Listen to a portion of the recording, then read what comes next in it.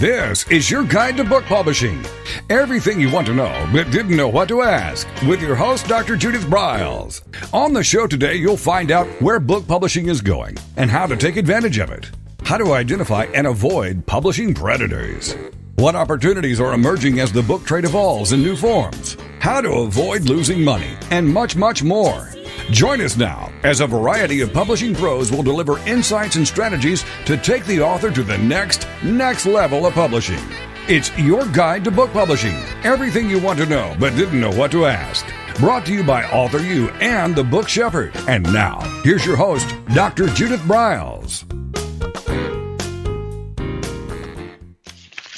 Well, welcome to another edition of Author U, your guide to book publishing. And as always, our goal is to add to your expertise, to give you fabulous tips, insights, and ahas that will take you to your next level, whatever that is. With us today is someone we have never had the pleasure of featuring on the show with us in the 6 years that we have been on. Marilyn Van Derbur is globally known. She is the author of, we'll get into all the things about her book, but she is the author of the renowned Miss America by Day, the award-winning book that is used in colleges, universities, across the United States. She is an inductee into the Colorado Women's Hall of Fame. And she is really going to be talking about part of the writing process of how do you put together a memoir, a book that is so deep, so personal, so scary in many ways. And as we process through this. So, Marilyn, welcome to the show. Thank you, Judith. Thank you for inviting me. Well, I'm just, Marilyn is one of my favorite people in the world. So, Judith is one of my favorite people in the world. Judith, I've never had a mentor. Yeah, go ahead. I've never had a mentor. And after I wrote Miss America by Day, you contacted me and suggested I do certain things. And I'd never had anyone mentor or coach, and you were just brilliant, and I thank you for that. Well, you were easy to do.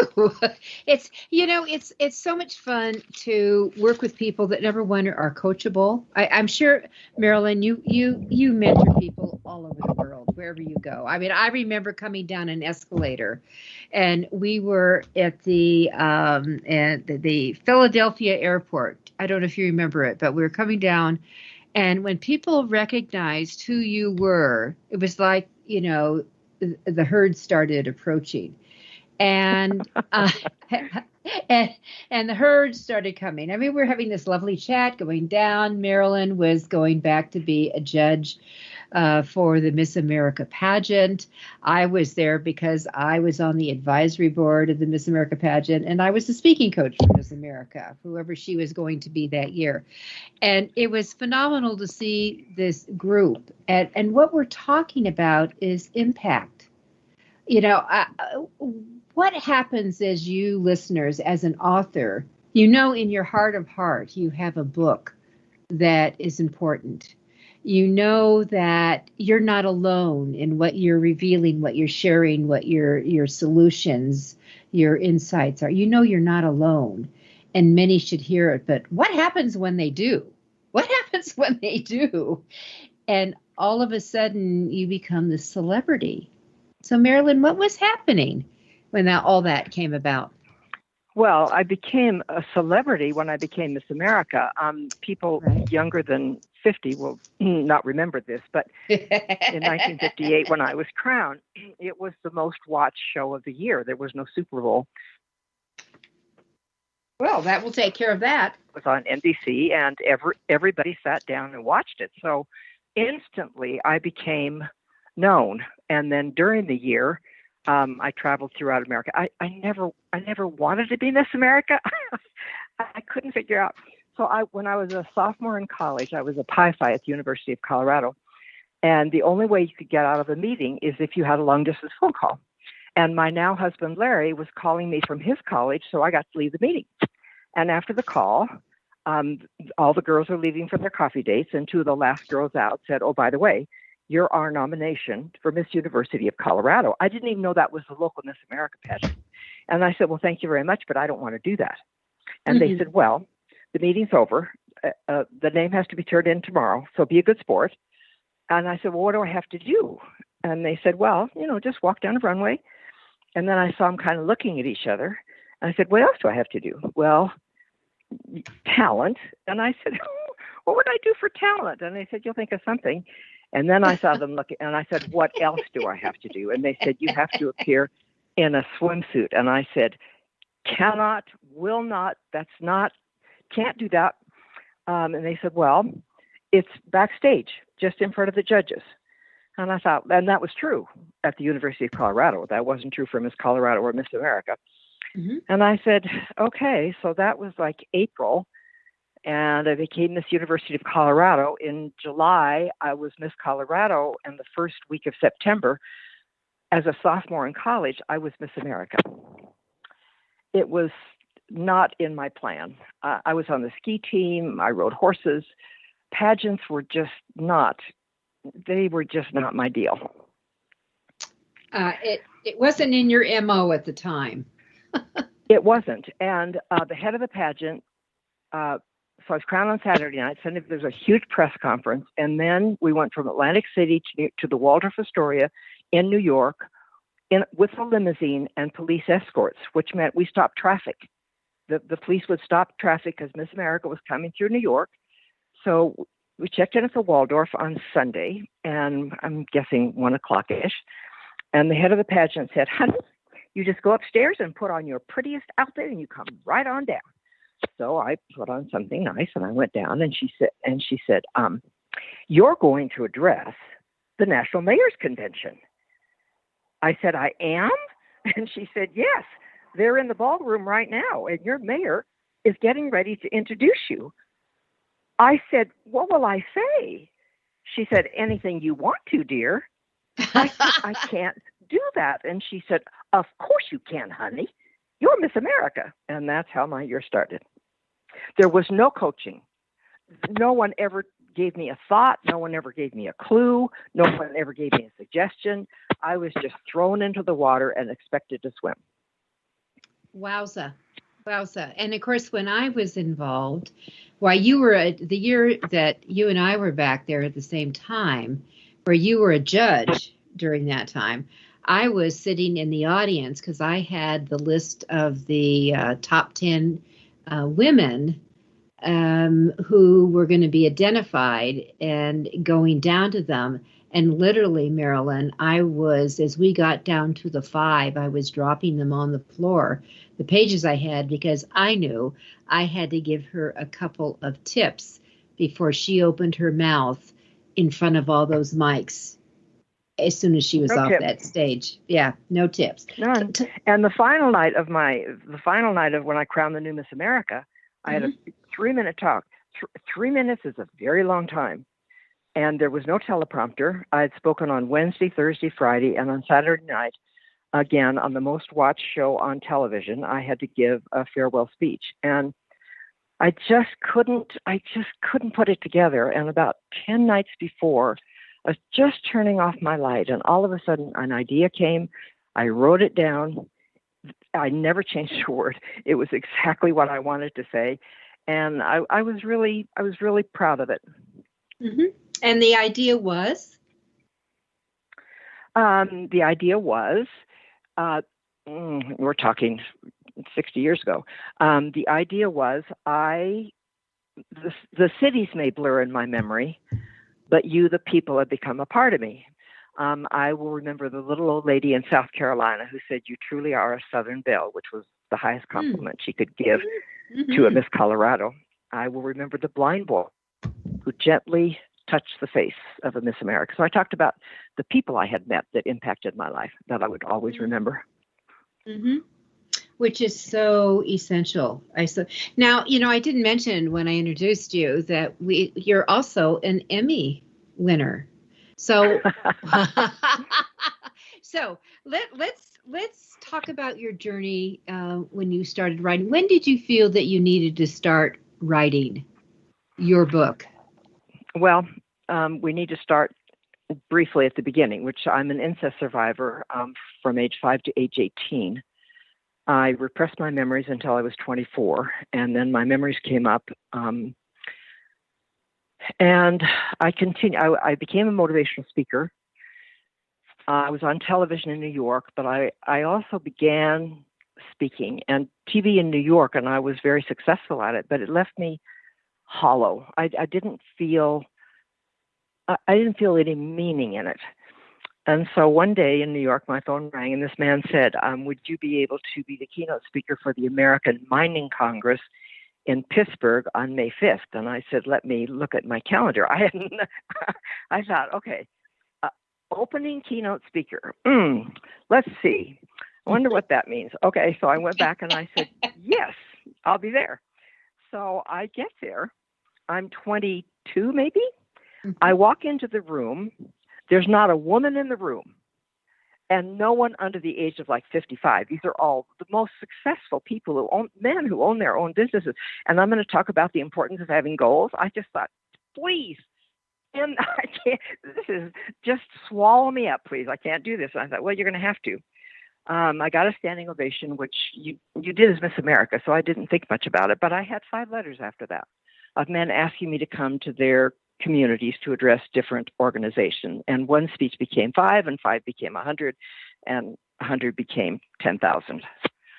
So I became, I was named the Outstanding Woman Speaker in America, which was great, except there weren't many women. So there wasn't much competition out there. All right. So Marilyn, hold that thought. We're going to take our first break here. So what we're hearing, everyone, is really an evolution. It's going to be a reveal. She started the reveal, but the reveal of how you turn it into changing people's lives, but also your career. We'll be right back.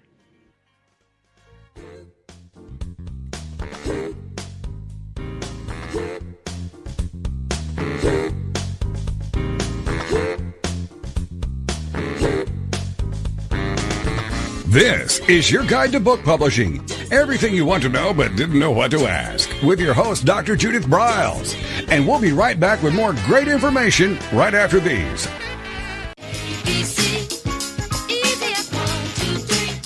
Is there a book in you? Or another? Author U shows you how to create, develop, and publish your book without being hoodwinked. If you already have a book out, you will find a supportive and brainstorming community that is connected and creative, no matter where you live. Author U brings in national experts for its book camps and annual Author U extravaganza. It has regular meetings and delivers webinars for its members on timely topics. Through Author U's extensive network, members enjoy exclusive benefits, including significant discounts for a variety of services necessary to publishing. Author U is the premier authoring resource in the country, creating community, education, guidance, vision, and success for the serious author. If you want to create a book that has pizzazz, punch, and panache, Author U is for you. Timely author and publishing tips and articles are posted on its social media platforms, and it is free. Discover Author U, where authors go to become seriously successful. Join Author U today at authoru.org.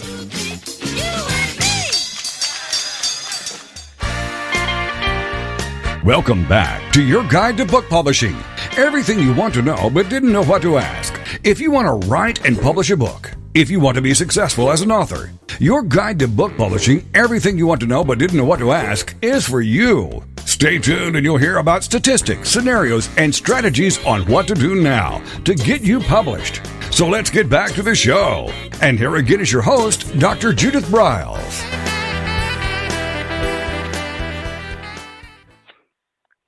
All right, with us is the fabulous Marilyn Van Derbur, and she is the author of Miss America by Day. I will tell you, she is in the founding, actually, the pioneering induction class of the Authors Hall of Fame, the Colorado Authors Hall of Fame. She probably will be the only inductee who is a one-book pony. that one book, and most authors, I always say that your books will breed more books. And I know Marilyn could have written a lot more books, but this is the book, Miss America by Day. I said it all. You said it all. That's right. Lessons learned from ultimate betrayals and unconditional love. So let's go back before the break. You were talking about you had just been acclaimed the best speaker in America. And so the trauma of my father coming into my room for 13 years at night, I had memories, but I stuffed them and continued my motivational speaking. When my daughter was turning 13, I was to address insurance men of North America. I don't know, there were like 1,000. They were all men in those days. There were no women attending conferences, much less speaking. And I was introduced, and all of a sudden, just these voices in my head. I can't do this anymore. I can't do this anymore. And in my head, I'm saying, you've done it 1,000 times. I never took a note with me. I spoke for an hour, and I got through it. And I called my youth minister, who'd been really important in my life, and I said, if you could just meet my plane. And he drove me home, and it's the only time I've been in love with Larry from the time I was 15, and I'm now 84, so long, long time. It's the only time Larry ever said, done. And I said, I'm done. And from 45 to 51, I had to work through, and when the memories come up that had been repressed, they come up as if it's happening to you in real time. They were 6 years of just gut-wrenching, sobbing therapy, and writing. I wrote because I had to write. I had to do anything I could think of to get better. I didn't know anyone ever got through the nightmare of reliving the memories. I didn't know would ever stop. But when I was 51, I began to start feeling some normalcy, and I began to think I was going to come through it. And I was going to go back and be a speaker. What it felt like to me was, if you were in prison in Vietnam and you managed to get out, and you're boarding the flight, getting ready to go to California to be with your family, and all of a sudden as you're boarding, you're thinking, I have information that can help the others get out. You have to go back. So I knew I could not just go on with my life. The trauma had been so severe. So I did what I thought I never could do. Nobody could know I was an incest survivor. No one, because if that happened, my life would be over. I would no longer be respected. My whole life would be gone. I truly, truly believed that.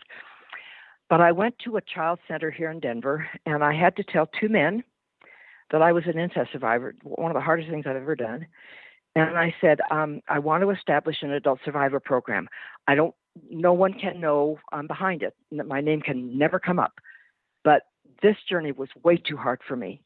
So I'd like you to start an adult survivor program. And they said, come back with $250,000 and we'll do it. So I came back with $250,000, and it took them 2 years to set it up. When I was 53, and still nobody can ever know this about me. When I was 53, I got a phone call from one of the men, and he said, we're ready to start our program with 10 survivors. And we're wondering if the psychiatrist come and talk to you. And I said, sure. So he came over and he said, you're behind all of this. You're the one who's made it possible. I was going to have a survivor stand up and talk about it, but I'm asking if you would stand in front of 15 psychiatrists and 15 survivors in a small meeting and talk about why this was important. And inside I'm screaming, are you out of your mind? Of course I wouldn't do that. But I said, I'll call you tomorrow. So I called two of my sisters and two of my nieces, and I said, I've been asked to talk to 30 people, and I want to know how you feel about it. And they all said in varying degrees, we're okay with it. So the day I'm to speak, I get at 7 o'clock, I get a phone call around noon from someone who says, we think a reporter is coming. You think a reporter is coming? You think? They call me back and they say, yes, a reporter from the Denver Post is coming. And if you don't show up, they know it's a celebrity. They will figure it out. Even if you're not there, they're going to figure it out. We know exactly what needs to be done. You give us your text. We go down to the Post and we negotiate.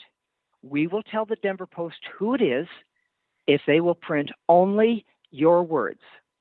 So your choice is having them write whatever they want to write, which they're going to do, or using words only. I just felt so cornered. And I just said, I can't do this. I get a phone call from a best friend and she said, you're not thinking clearly. You have no choice here. I gave them my text. They went down to the Post. 7 o'clock, I walk in at 1 minute of 7 with my family. There were probably 40 people there. And a woman stands up and said, I'm a reporter from the Denver Post. And I said, you're the last person I want to see today.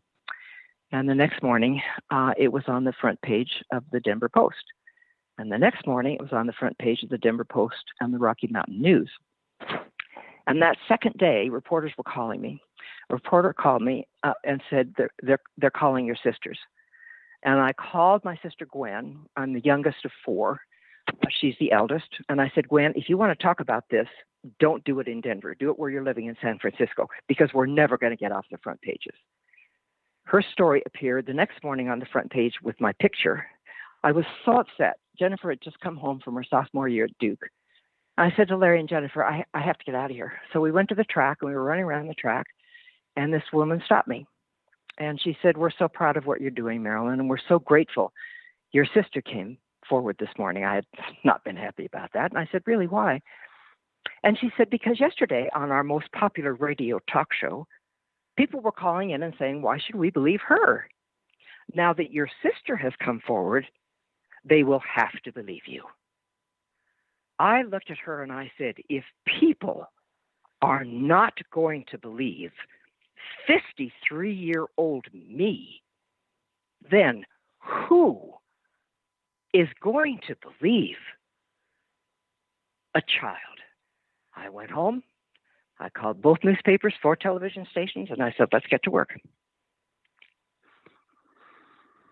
And the rest is history, literally. What's happened? So it went to the front page of People magazine, and the reporter from People magazine, hours with her, and it went to a cover story.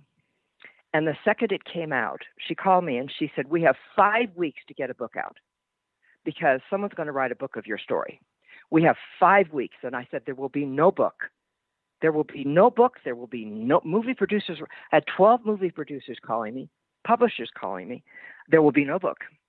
And she said, then somebody's going to do a story about 5 girls and she's going to be Miss Universe.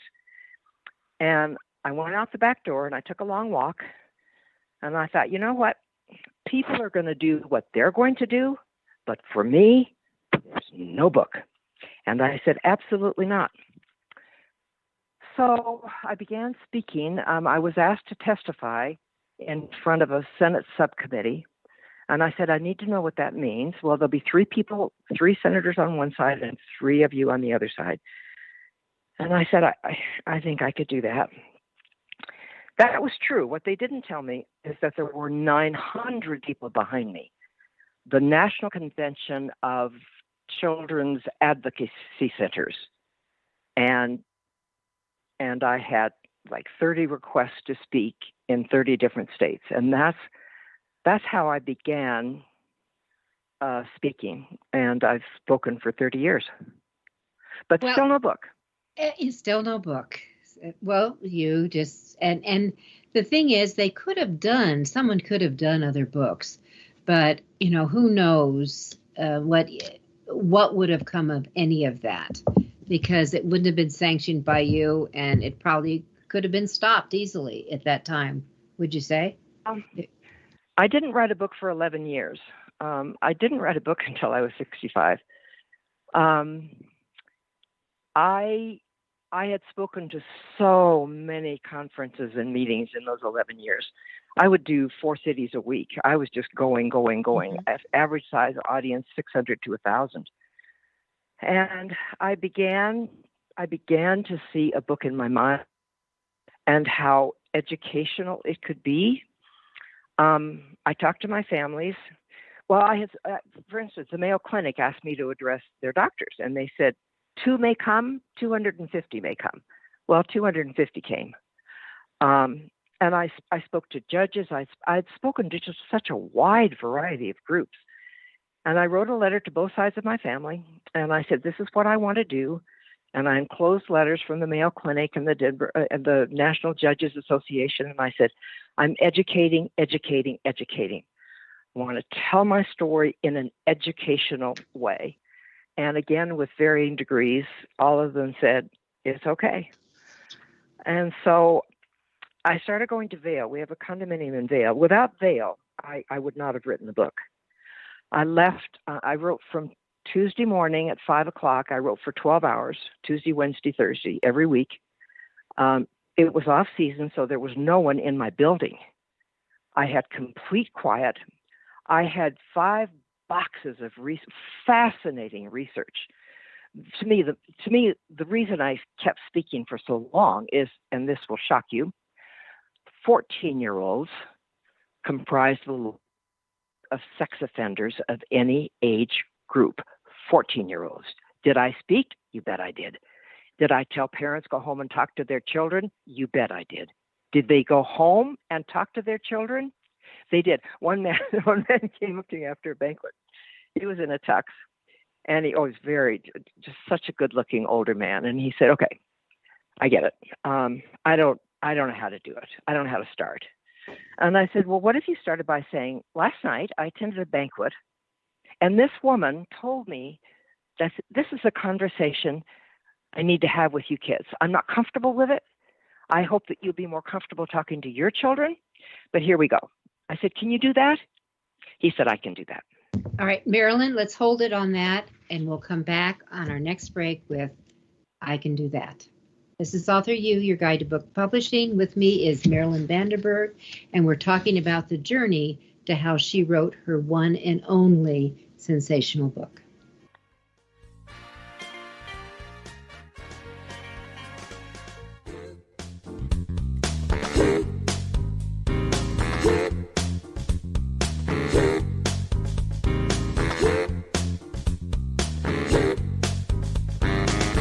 This is your guide to book publishing. Everything you want to know but didn't know what to ask. With your host, Dr. Judith Briles. And we'll be right back with more great information right after these.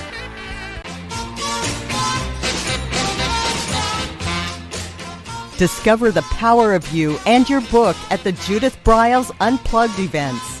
Each summer, Judith Briles Book Marketing Unplugged unfolds over 3 intensive days working with just Judith. You get publishing strategies, author and book platforms, book marketing panache and pizzazz, and authoring tools to take you and your book to rock star success. In the fall and winter, Judith Briles Speaking Unplugged includes Judith as your coach and mentor during 2 powerful days. You will learn how to structure a speech, how to create openings and closings, how to find gigs that pay you and sell your books, and you will get one-on-one coaching. Go to thebookshepherd.com and click on the Events tab to learn how to participate at the next Unplugged Workshop event.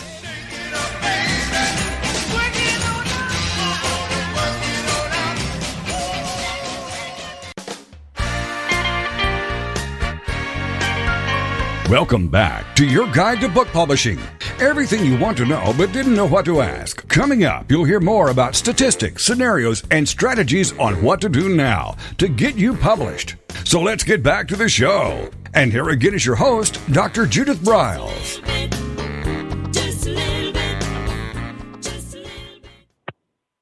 All right, we're halfway through, and with us today is Marilyn Van Derbur, who is the author of Miss America by Day. She is in 2 Halls of Fame, won the Colorado Authors Hall of Fame as well as the Colorado Women's Hall of Fame. So Marilyn has made, with her presence, with her words, with her wisdom, with her perseverance, such an impact, not on a few people, not on 100 people, 1,000 people. We're talking about millions of people. And that's what I think authors dream of doing, that their words make a difference. Marilyn, he was saying, we left it at the break, that he could do that, I think, with the words. After every speech, people lined up for as many as 3 hours. Sometimes I wouldn't leave a room until midnight. People, men and women, would line up to tell me their stories. And they were fascinating stories. And they told me that I had given them hope. What I became was what I didn't know existed, and that is I got through it. I have peace, I have joy, I have serenity. I got through the craziness of 6 years of reliving the memories. And as I began to realize how many lives because at this point I'm now speaking about my life story, I realize I can give survivors the information that I didn't have when I was going, and their support people. For Larry, it's amazing that a marriage stays intact. It's a very, very difficult journey. But during those 11 years before I decided to write a book had not been a movie, never. But as began talking to me and telling me what impacted their lives about what I said, I thought I could reach so many more thousands of people. And so again, I began going to Vail in the off season, and I wrote 3 days, 12 hours. And I had all my boxes. I'd done research for years. I had 5 boxes of, if I needed to know a statistic, there it was. I knew what box it was in. I knew how to put it in there. And I would write and write and write, and then I'd tell myself, this is not a gotcha book. You're not going to talk about this person that was really nasty to you in your life. That's not what it's about. It's an educational book. And it began coming together. It took me, I'm guessing 6 months, but I had written all during this time just for my own physical health, just to get it out of me. I didn't have a purpose for writing. I was not writing a book during those years, but I was writing and distilling. I was told that I would need a writer, someone to write it. I did not agree with that. And as it came together, I flew to New York to get a literary agent, interviewed somebody I liked very much, came home, and my daughter opened the back door, came up the steps, and she was crying. And I said, "You're pregnant?" And she said, "Yes." And I said, "I have 7 months to get a book out." Well, that'll do it. So I have 7 months to get a book out. All of a sudden, I have to be completely free with my grandchild. So I called the head of the Chatter Cover, which is our major bookstore in Denver, and I said to Joyce, "How do you get a book out in 7 months?" And she said, "You self-publish."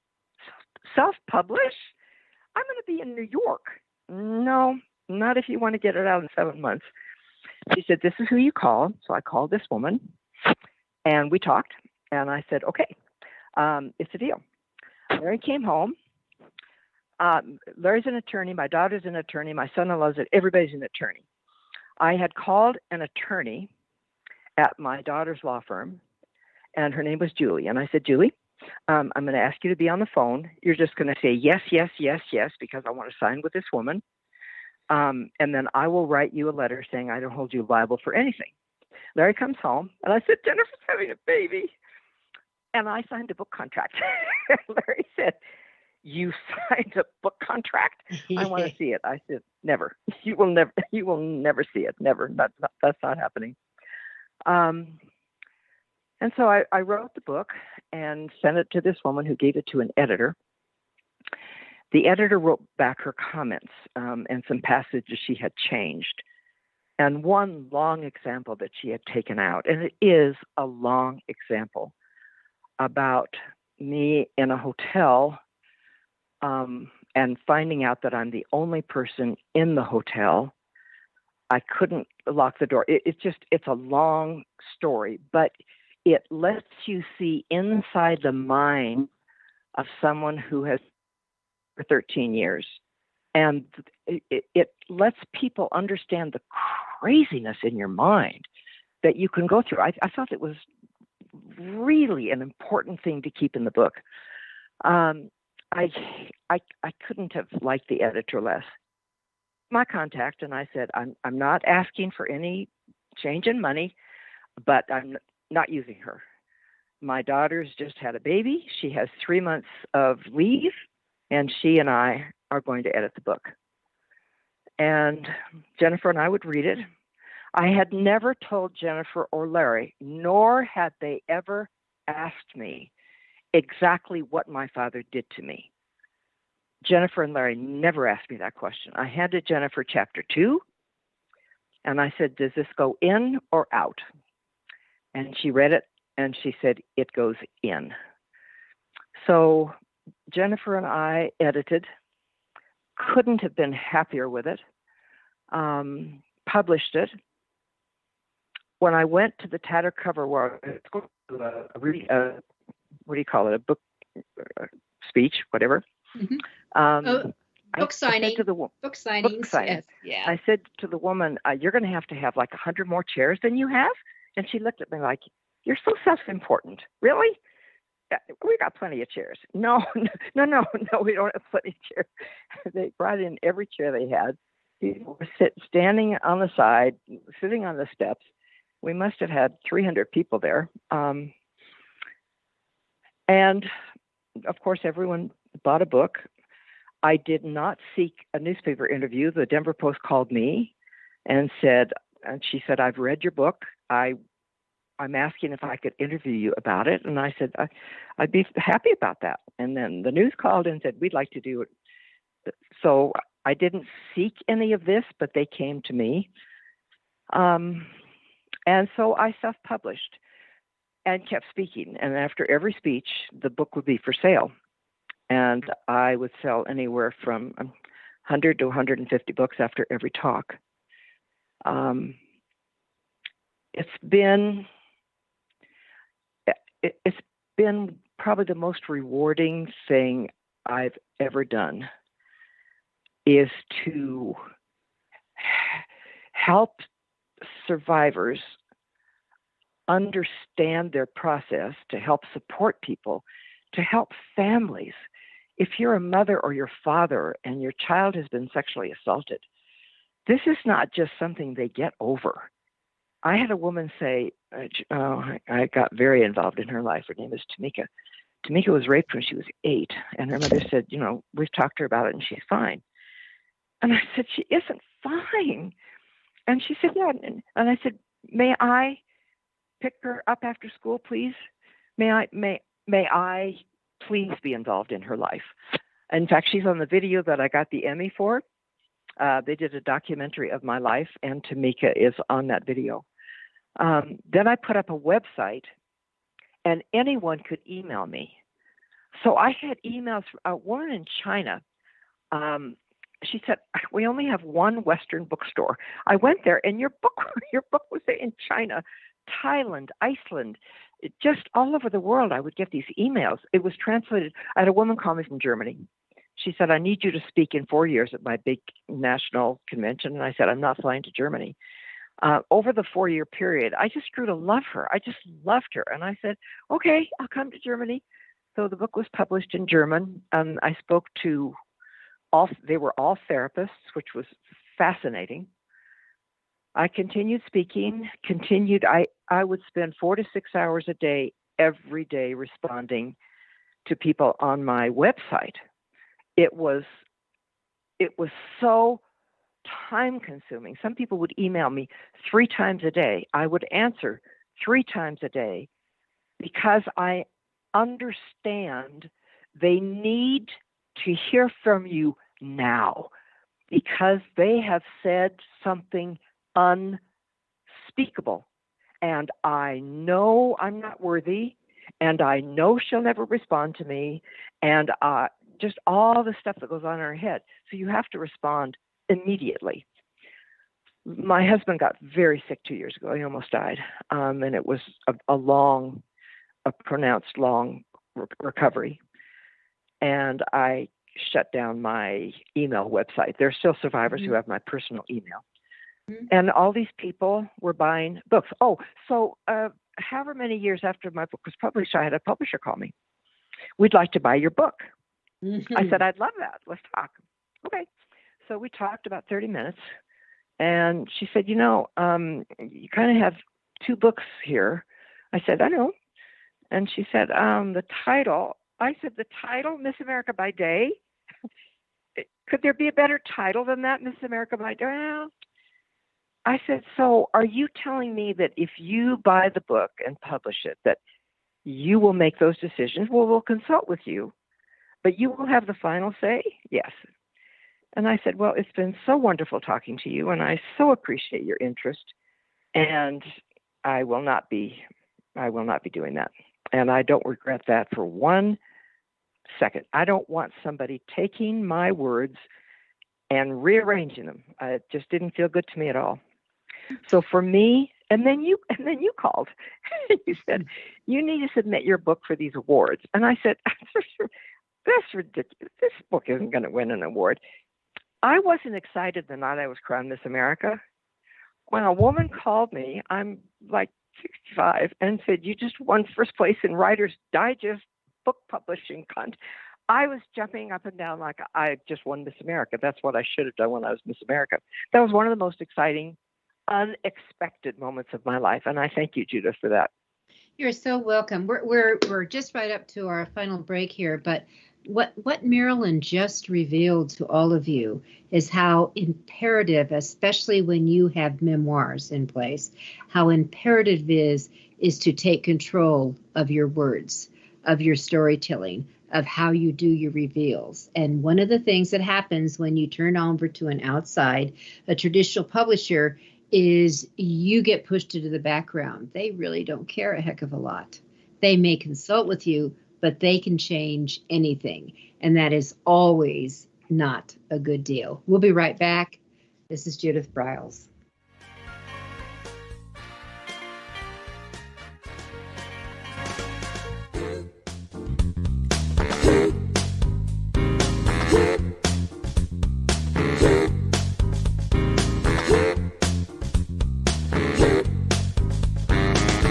This is your guide to book publishing. Everything you want to know but didn't know what to ask. With your host, Dr. Judith Briles.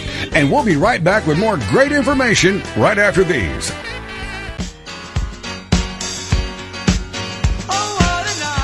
Are you confused about publishing options? Do you know which printing option is best for your book? Does your stomach flip when you think about selling books? Or do you feel overwhelmed with what to do about book marketing and publicity? Get the answers and much more. Get them and from someone who knows publishing inside and out from both the traditional and independent sides, how to make a successful book. You can't do it alone without paying the price. You can spend your money creating a book that turns out to be so-so, or you can create a book that looks and feels classy, builds your brand and platform, and is a success, a bestseller. It is your choice. You choose. If you want author and publishing success, you want Judith Briles as your book coach. Sign up for her weekly blogs and e-zine at thebookshepherd.com.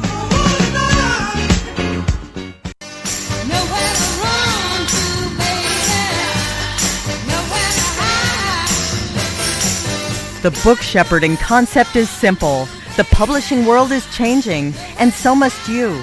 You need an experienced shepherd and guide to collaborate with you as you create, strategize, develop, publish, and achieve your publishing goals. Publishing is riddled with obstacles, sometimes nightmares for the author. You do not need more problems. You want solutions. Dr. Judith Briles will shepherd you through the maze and chaos. At times, she has had to step in and rescue a book that has been sabotaged by a publisher, by a publishing service provider, and sometimes even by the author. If you want author and book success, connect with her today at thebookshepherd.com.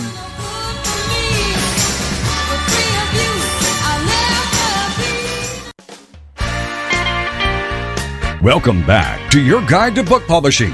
Everything you want to know but didn't know what to ask. If you want to write and publish a book, if you want to be successful as an author, your guide to book publishing, everything you want to know but didn't know what to ask, is for you. Stay tuned and you'll hear about statistics, scenarios, and strategies on what to do now to get you published.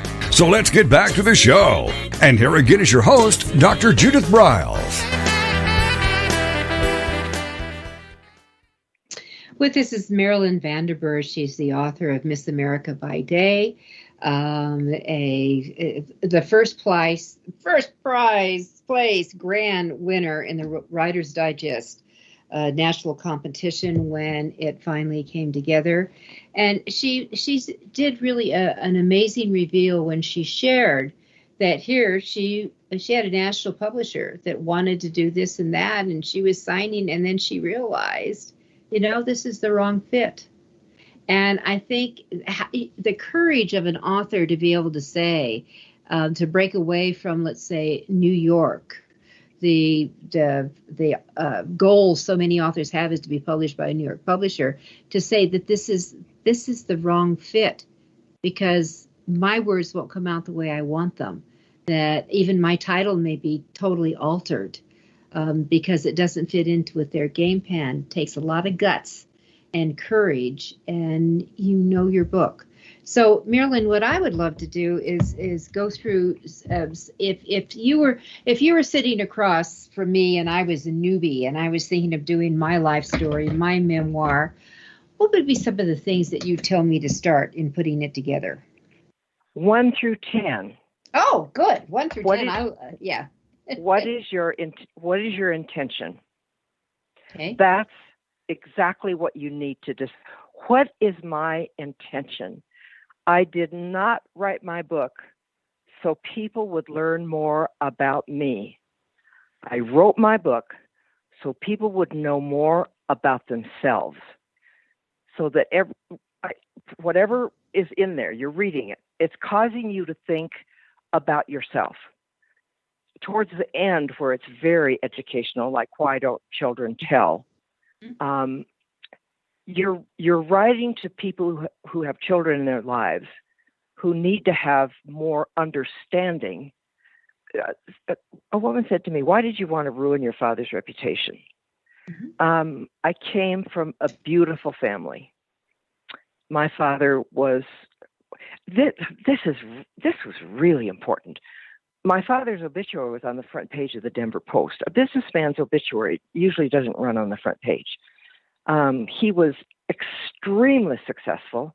The editors of the News and the Post both knew him well. He had died before my story came out. Never once did the paper say Marilyn alleges. Never once did they say Marilyn alleges. And because they called me a woman of courage, and it was on the front page maybe 5 times. It was just long articles. They were calling me a woman of courage. So a survivor is saying, "Really? She's an incest survivor, and they're calling her a woman of courage. Do you think maybe I could be a woman of courage?" I'll never forget when the news called one day and she said, "You've been selected one of the 10 best dressed women in America." And I said, "Have you met me?" Really? I don't think so. And then I did say that to her. "Have you met me?" And then all of a sudden it flashed in my mind the day a psychiatrist called me and he said, "I have a survivor in my office. Could you come immediately?" And I said, "Immediately." So I went to his office, and her name was Susan. And I sat down across from Susan. She could not speak. She looked at me. She started with my hair, looked at my face, looked at my arms, looked at my legs, never said a word to me. I said, "Susan, how can I be helpful to you?" So an address is what she wanted. And she said, how did you get clean? And Susan was in my mind right after I said to the Rocky Mountain News, have you met me, really? I'm not one of the 10 best dressed women. I thought of Susan and I said, thank you for that honor. Thank you. How can I be helpful to you? So I became the light. I became, the first night I spoke in Denver, it was not announced, there were 1,100 people there. I said to Jennifer, again, she had come home from her sophomore year at Duke, I said, they're going to want to see that you can have an amazing child. They're going to need to see that a marriage can come through trauma. So Larry introduced Jennifer, and Jennifer introduced me. One other thing about a book, you need pictures, but they need to be appropriate. You don't put a picture in just to put a picture in. I needed to show my family because I was known as the debutante, please don't gag, the debutante Miss America. Honestly, truly, I was in the first group of Debs in Denver. Because my family was such a beautiful family. Oh, but if you look behind the door, you're going to find trauma in this family isn't anything. There's one other thing. I could not have written my book with my mother living. As much as she was so devastatingly hurtful to me, I could not have spoken the truth about her with her living. She's a major part of the book. And I didn't think about it at the time, but I didn't finish it. I was writing it when she was still living, but I didn't finish it until after she died. Larry's mother was still living. Larry's wonderful. Oh, I married into the best family. She lived to be 96. Oh, she was what you want as a mother, not mine. But why are you writing your memoir? Why? Okay. All right. So what's your intention? The intentionality. All right. What's next? What would be next on my list? Examples. Okay. You write through examples. You may give a statistic, but then you tell a story. And I think that's what I gained in those 11 years of speaking and traveling. I had so many stories about people. So you say something and then you give an example. You need to tie it together.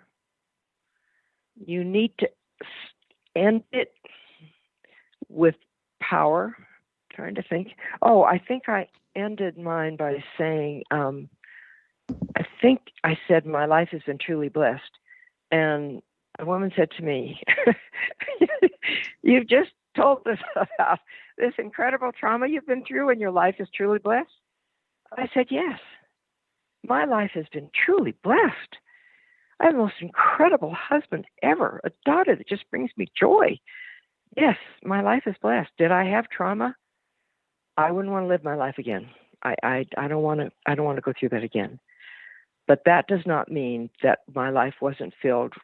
Without that, I had a reporter say to me one day, so would you go through your 13 years of your father in order to do the work you're doing? I said, of course not. No, I wouldn't go through that. No, but that's the hand I was dealt. So let's use it for good. Let's use it for good. Mm-hmm. And I never, ever wasn't thinking about why are you writing that? And so one of the reasons I wanted to write a book was on forgiveness. I wrote 13 pages on forgiveness, and I wrote it, and then I have to delete. Much deleting, many hours of deleting. You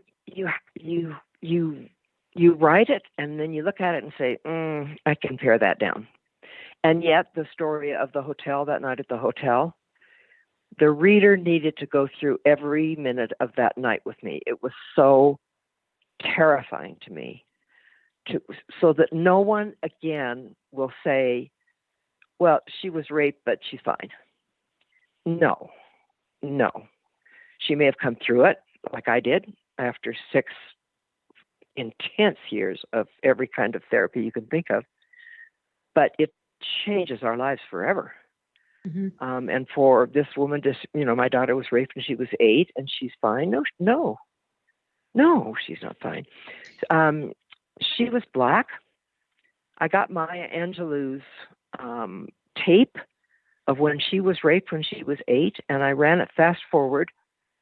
And when I brought this 8-year-old home with me, I put the cassette on, and she's listening as Maya Angelou talks about how she felt when she was raped at 8. And Tamika, and she's happy that I use her name, was very grim-faced. And then all of a sudden, a policeman knocked on the door and said, "We just want you to know the man has been stomped to death in an alley." And she smiled. Whoa. Whoa. So I've been in Tamika's life since she was 8, and she's probably 35 now. Yeah, it's amazing. I think what you're sharing as we do a wrap up here is you're sharing is that the vulnerability is huge when you do a memoir. Everybody, you need to understand that.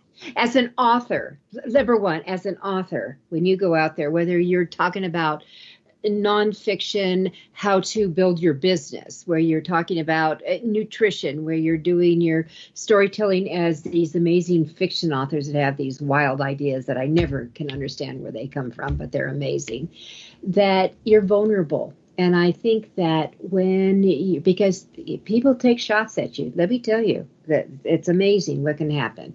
And Marilyn, you've experienced that where people, I had someone in my office and I was talking about you to them just within the last year. And they said, "Well, I can't believe any of that happened. My wife said it did, but I can't believe." And I said, "Then." Oh, I had a woman say that to me at a cocktail party. Yep. I had the night of the Colorado Authors Hall of Fame. I had a woman say to me, "I believe you, but my husband doesn't." Yes, exactly. I said, "Then are you still married? Are you still married to him?" Yeah. People will say that to me. My husband doesn't believe you. Well, I know a lot about him. I know a lot about him. Yeah. Well, here's what I said to him, and I've got 30 seconds here. Here's what I said to him. That I said, I can be very forgiving, and I don't know if you are just plain ignorant or are you embracing the stupidity factor. With that said. Marilyn Van Derbur, thank you so much for being with us on this episode of Author You, Your Guide to Book Publishing. Thank you for the amazing work you do, Judith. You've touched my life. Oh, and you mine. All right, everyone, we'll see you next week. Have a great writing week.